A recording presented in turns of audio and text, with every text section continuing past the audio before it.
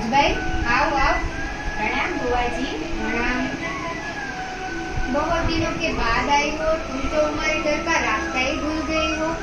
हाँ बुआ जी, आजकल सराती स्त्री हाजी हमारे घर जो आए हैं और हमें दर्शन जो देते हैं और उनकी सेवा पूजा और दर्शन से हमें समय ही नहीं मिलता। क्या?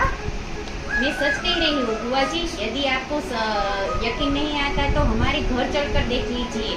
वो सभी सुंदर साथ को दर्शन देते हैं और कभी कभी तो वो हमारे घर भोजन भी करते हैं और भोजन में कोई कमी रह जाती है तो हमें वो बता भी देते हैं। मैं नहीं मानती ये सब।